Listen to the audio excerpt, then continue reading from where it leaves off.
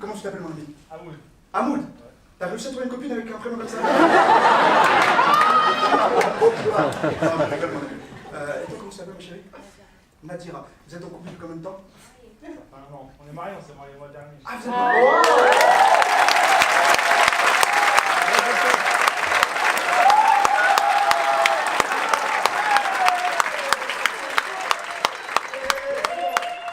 C'est un mariage, c'est rien.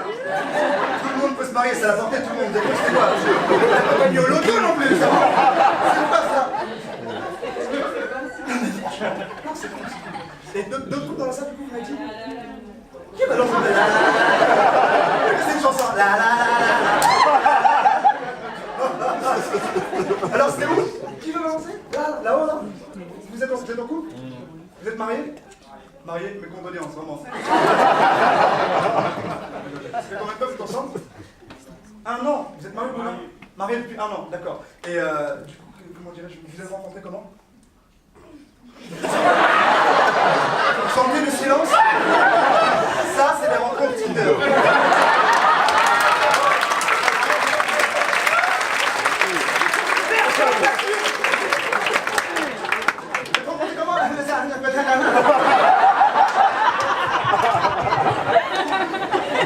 J'ai pas compris. Et quand tu prends le temps de bien écouter, il te dit on s'est rencontrés tout de suite. À l'époque, je prenais le RER, et c'est vrai qu'il y a souvent des retards. Ouais. Une fois, il y a un mec qui voulait se suicider, mais il pouvait pas, vu qu'il n'y avait pas de train.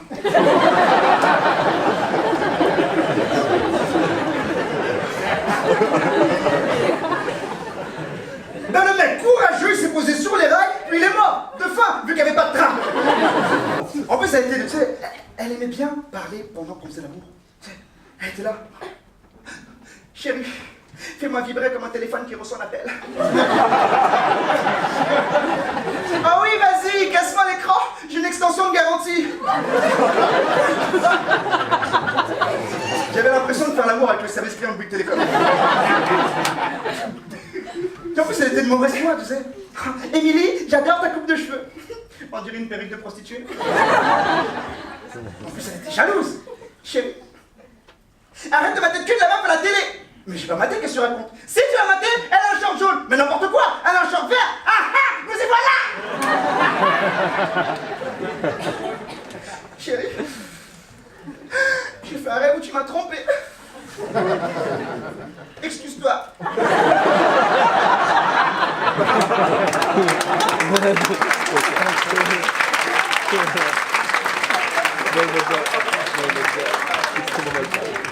Mais j'ai rien fait. Si tu l'as embrassé, même que tu l'as appelée Pupus. Mais non, elle s'appelle Marie. Ah ah, nous y voilà.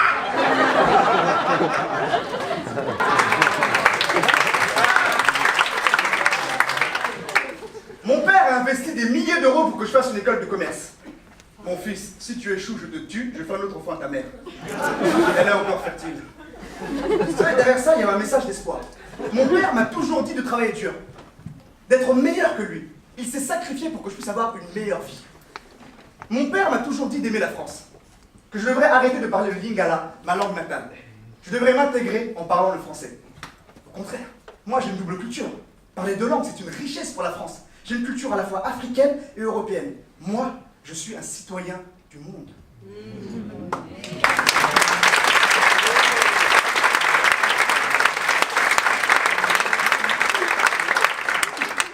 Quand j'ai annoncé à mon père que je voulais être comédien, il a prié pour moi. Seigneur, aide-moi à le tuer sans laisser d'empreinte. Chérie, amène-moi une ceinture et du piment. Je vais changer son avenir. Non, c'est pas vrai. Il m'a beaucoup encouragé. Il me disait, mon fils, tu verras, tu iras très loin. Effectivement, quelques jours après, il m'avait viré de la maison. Ma mère a pris ma défense. Il a viré de la maison. Parce que moi, quelques jours après les attentats du 13 novembre 2015, j'ai joué mon spectacle. Bon, le public était un peu bizarre. Hein, ils étaient là. Excellent, Hervé, excellent, ouais. Fais vite.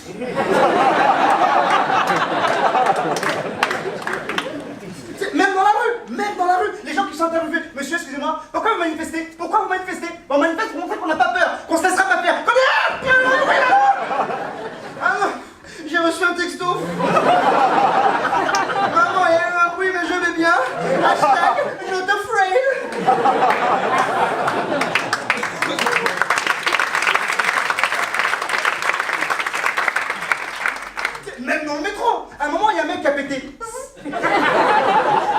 Les gens ont tiré l'alarme. La station d'après, la police l'attendait. Ils l'ont arrêté pour gaz chimique. Tiens, on en est là.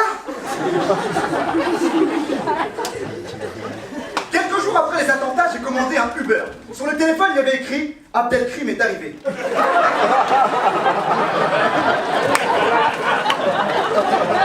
J'ai pris un Vélib.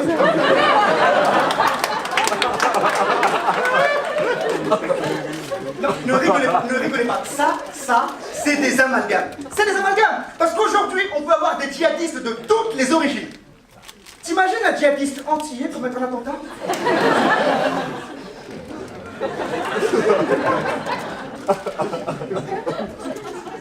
Allahu